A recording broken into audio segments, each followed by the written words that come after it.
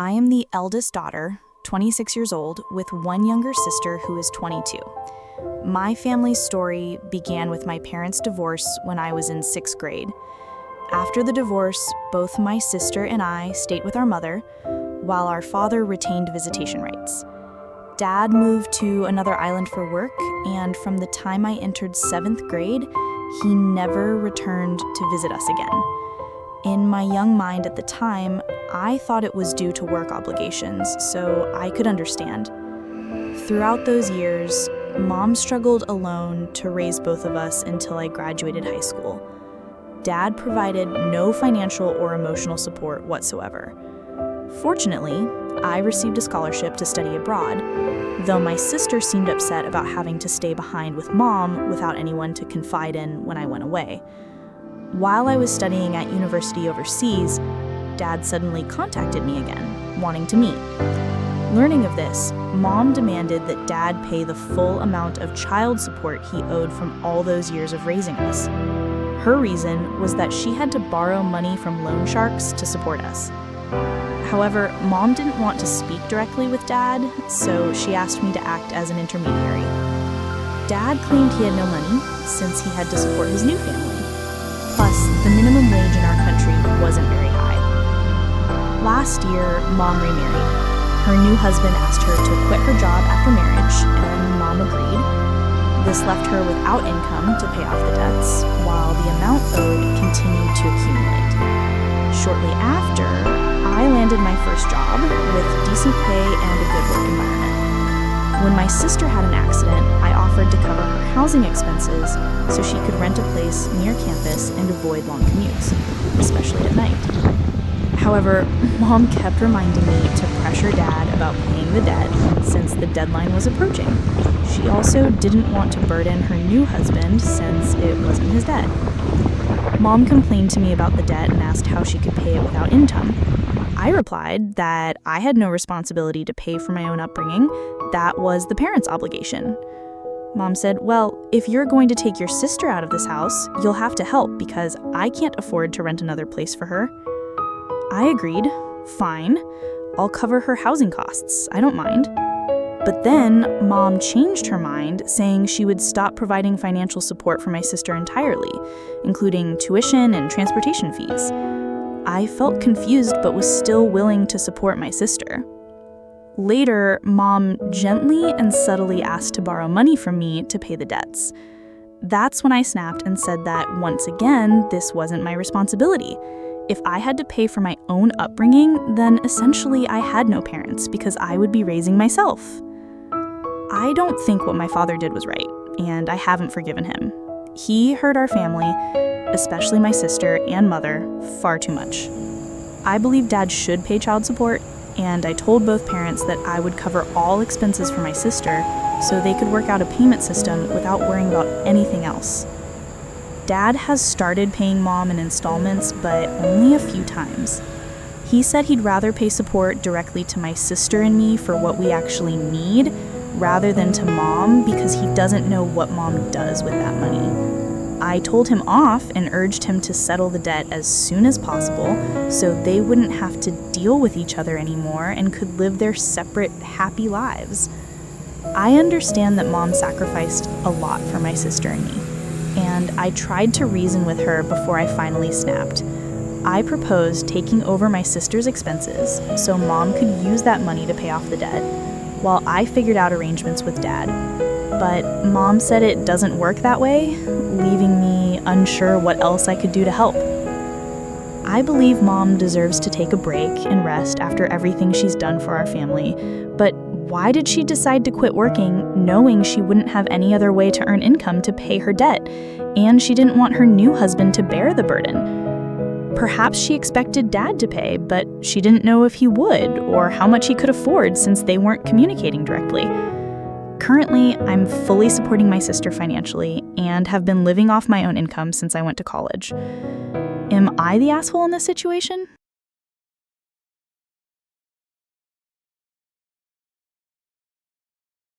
Welcome to today's Family Psychology Podcast. Together, we'll explore a real-life story filled with complexities about family boundaries, responsibilities, and love. Before we begin, I'd like to ask you a question. Have you ever felt like you had to carry burdens that weren't yours to bear?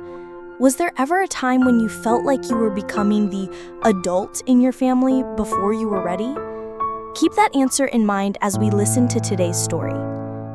Have you heard the term parentification? This is a psychological phenomenon where children must take on adult roles and responsibilities before they're developmentally ready. In this story, we clearly see two types of parentification. First is instrumental parentification. The young woman had to financially support her sister, becoming the economic pillar. Second is emotional parentification. She had to play the role of mediator, resolving conflicts between her parents. Imagine you're a 12-year-old child. Instead of being protected and cared for, you have to worry about whether your mother has enough money to pay the bills. Instead of focusing on learning and developing yourself, you have to think about how to resolve conflicts between adults. How does this affect a child's psychology?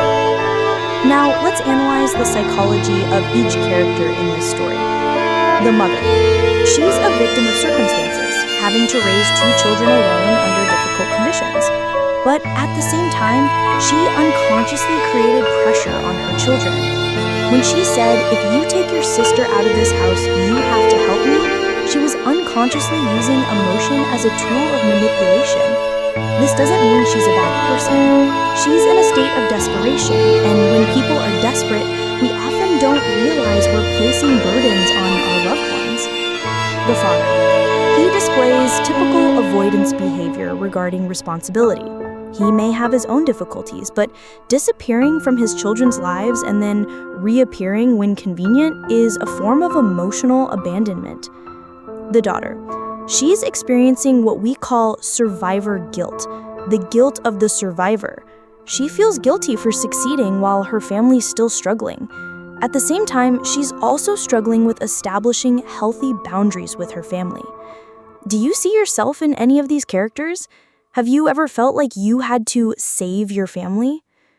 One of the biggest problems in this story is the absence of healthy boundaries. In a healthy family, each member's role needs to be clearly defined. Parents have the responsibility to nurture their children, not the other way around. But when families face crises, these boundaries often get eroded. Children are expected to be understanding, to share, and eventually they become mini adults, children in adult bodies. What's dangerous about this? When boundaries become blurred, children may develop unhealthy belief systems like, "I only have value when I can help others. My happiness is not as important as my family's happiness. I must be perfect so I don't bother anyone." These beliefs can follow them throughout life and affect their future relationships. Let's delve deeper into the wounds this story leaves behind. When a child has to take on adult roles too early, what do they lose? First, they lose their childhood. Instead of being protected and nurtured, they have to worry about adult problems. This can lead to long-term consequences like difficulty trusting others, feeling the need to control everything, and difficulty accepting help. Second, they may develop unhealthy relationship patterns. They might become rescuers in relationships, always attracting people who need to be saved and feeling responsible for others' happiness. Most importantly, they may lose their sense of self. When you always have to focus on others' needs, do you have time to explore who you are? According to research by the American Psychological Association, approximately 30% of children experience some form of parentification during childhood. This number is much higher in developing countries due to socioeconomic difficulties. These children often have higher risks of mental health issues like anxiety, depression, and attachment problems in relationships. But what's positive? Research also shows that people who experienced parentification, if properly supported, often develop strong leadership skills, high empathy, and remarkable resilience. If you recognize yourself in this story, don't despair. Healing is possible, but it requires courage to acknowledge and change. The first step is awareness. You need to recognize that you have and are experiencing parentification. This isn't your fault, and you have the right to feel angry or sad about it. The second step is boundary setting. This doesn't mean you stop loving your family, but that you learn to love in a healthy way. You can say, "I love you, but I can't solve this problem for you," and that's completely okay. The third step is self-compassion. Treat yourself the way you would treat a close friend. You deserve to be happy and cared for. If you're a parent listening, I want to share some things. First, recognize that children are not your emotional support system. No matter how difficult circumstances are, try to keep children being children. Second, if you're going through a crisis, seek support from other adults, friends, relatives, or support organizations. Don't let your children become your only confidant. Third, be honest with your children about the family situation, but in an age-appropriate way. You can say, "Our family is going through some difficulties, but Mom and Dad will handle it. You just need to focus on your studies." I also want to address the cultural factor in this story. In many Asian cultures, the concept of filial piety is often understood as children having to sacrifice for the family. This isn't entirely wrong, but it needs to be balanced with protecting children's mental health. True filial piety isn't about carrying all the family's burdens. It's about loving and respecting parents while maintaining your sense of self and ability to take care of yourself. A healthy family is where each member can develop and be happy, not where one person has to sacrifice for others to survive. I want to share some signs that you might be in an unhealthy dynamic with your family. You feel guilty when you do something for yourself. You constantly worry about your family's financial or emotional situation. You feel like you can't refuse when family asks for help, even if it affects your own life. You often feel exhausted after talking with family. You tend to attract or be attracted to people who need to be rescued in relationships. If you recognize these signs in yourself, don't panic. Awareness is the first step to change. I want to share about one of my clients. Let's call her Ling. Ling also experienced parentification from childhood, having to care for her younger brother when her parents divorced. She spent most of her youth saving her family. At 30, she came to see me because she felt exhausted and didn't know who she was outside of her role as rescuer. We worked together for 2 years. Today, Ling has learned to establish healthy boundaries with her family. She still loves and supports them, but in ways that don't harm her mental health. She's found her own passion, built healthy relationships, and most importantly, she's learned to love herself.